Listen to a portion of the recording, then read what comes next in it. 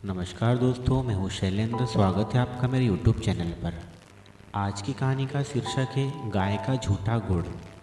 तो चलिए सुनते हैं आज की कहानी। एक शादी के निमंत्रण पर जाना था, पर मैं जाना नहीं चाहता था। व्यस्त होने का बहाना और गांव की शादी में शामिल होने से बचना, लेकिन घर परिवार का दबाव था, सो जाना पड़ा। 2-3 किलोमीटर दूर जाकर मैं गांव को जाने वाली रोड पर बैठा हुआ था। हल्की हवा और सुबह का सुहाना मौसम बहुत ही अच्छा लग रहा था। पास के खेतों में कुछ गाय चारा खा रही थी कि तभी वहाँ एक लग्जरी गाड़ी आकर रुकी और उसमें से एक वृद्ध उतरे। अमीरी उनके लिबास और व्यक्तित्व दोनों बयां कर रहे थे। वे एक पॉलीथीन बैग लेकर मुझसे कुछ दूर पर ही एक सीमेंट के चबूतरे पर बैठ गए। पॉलीथीन चबूतरे पर उड़ेल दी, उसमें गुड़ भरा हुआ था। अब उन्होंने आओ आओ करके पास में ही खड़ी और बैठी गायों को बुलाया। सभी गायें पलक झपकते ही उन बुजुर्ग के इर्द गिर्द ठीक ऐसे ही आ गई जैसे कई महीनों बाद बच्चे अपने माँ बाप को घेर लेते हैं। कुछ गाय को गुड़ उठाकर खिला रहे थे तो कुछ स्वयं खा रही थी। वे बड़े प्रेम से उनके सिर पर गले पर हाथ फेर रहे थे। कुछ ही देर में गाय अधिकांश गुड़ खाकर चली गई। इसके बाद जो वाकया मैंने देखा उसे ज़िंदगी भर नहीं भुला सकता।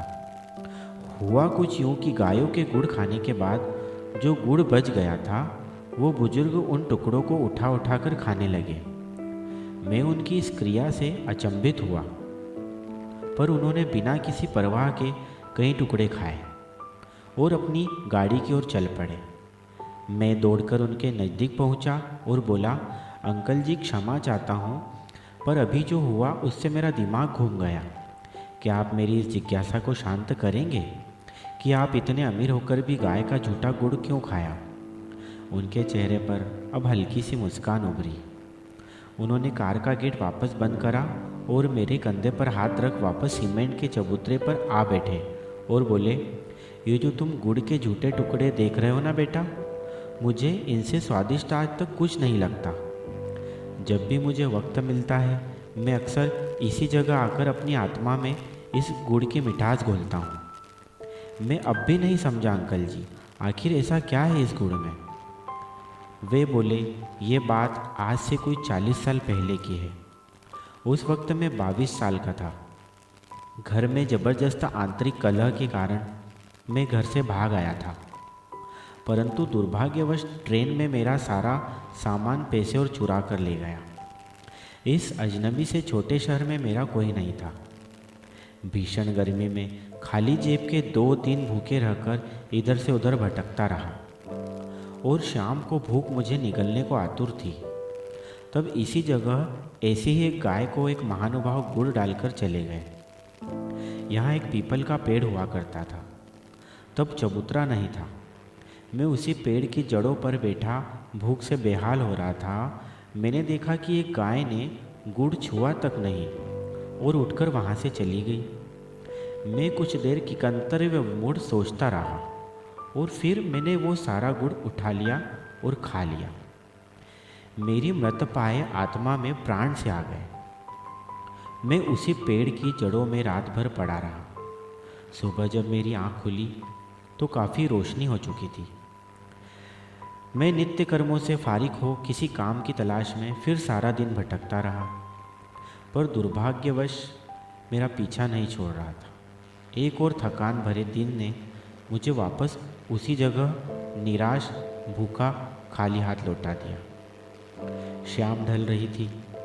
कल और आज में कुछ भी तो नहीं बदला था। वही पीपल, वही भूखा मैं और वही गाय। कुछ ही देर में वहाँ वही कल वाले सज्जन आए और कुछ गुड़ की डलियाँ गाय को डालकर चलते बने। गाय उठी और बिना गुड़ खाए चली गई। मुझे अजीब लगा, परंतु मैं बेबस था, सो आज फिर गुड़ खा लिया और वहीं सो गया। सुबह काम तलाशने निकल गया। आज दुर्भाग्य की चादर मेरे सर पे नहीं, सो एक ढाबे पर मुझे काम मिल गया। कुछ दिन बाद जब मालिक ने मुझे पहली पगार दी तो मैंने 1 किलो गुड़ खरीदा और किसी दिव्य शक्ति के वशीभूत 7 किलोमीटर पैदल पैदल चलकर उसी पीपल के पेड़ के नीचे आया। इधर उधर नज़र दौड़ाई तो गाय भी दिख गई। मैंने सारा गुड़ उस गाय को डाल दिया। इस बार मैं अपने जीवन में सबसे ज़्यादा चौंका, क्योंकि गाय सारा गुड़ खा गई, जिसका मतलब साफ था कि गाय ने 2 दिन जानबूझकर मेरे लिए गुड़ छोड़ा था। मेरा हृदय भर उठा उस ममतामयी स्वरूप की ममता देखकर। मैं रोता हुआ वापस ढाबे पे पहुंचा और बहुत सोचता रहा। फिर एक दिन मुझे एक फर्म में नौकरी मिल गई। दिन पर दिन मैं उन्नति और तरक्की के शिखर चढ़ता गया। शादी हुई, बच्चे हुए, आज मैं खुद की 5 फर्म का मालिक हूँ। जीवन की इस लंबी यात्रा में मैंने कभी भी उस गाय माता को नहीं बुलाया। मैं अक्सर यहाँ आता हूँ और इन गायों को गुड़ डालकर उनका झूठा गुड़ खाता हूँ। मैं लाखों रुपए गौशाला में चंदा भी देता हूँ, परंतु मेरी मृग तृष्णा मन की शांति नहीं आकर मिटती। मैं यहीं आकर शांत होता हूँ। मैं देख रहा था वे बहुत भावुक हो चले थे। समझ गए अब तो तुम? मैंने सिर हाँ में हिलाया। वे चल पड़े। गाड़ी स्टार्ट हुई और निकल गई।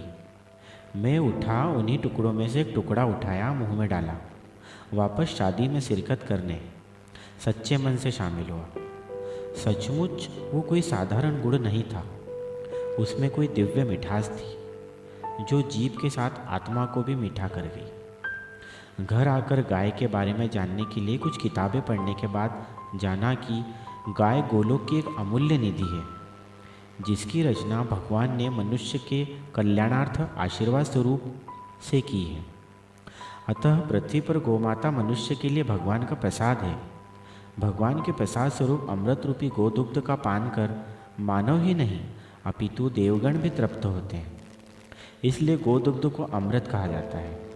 गोएं विकार रहित दिव्य अमृत धारण करती है और दूहने पर अमृत ही देती है। वे अमृत का खजाना है। सभी देवता गोमाता के अमृत रूपी गोदुग्ध का पान करने के लिए गोमाता के शरीर में सदैव निवास करते हैं।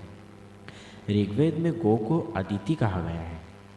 दीति नाम नाश का प्रतीक है और अदिति अविनाशी अमृतत्व का नाम है। अतः गो को अदिति कहकर वेदों से अमृतत्व का प्रतीक बतलाया है। जय हो गौ माता की। धन्यवाद दोस्तों। बताइएगा ज़रूर आपको मेरी ये कहानी कैसी लगी।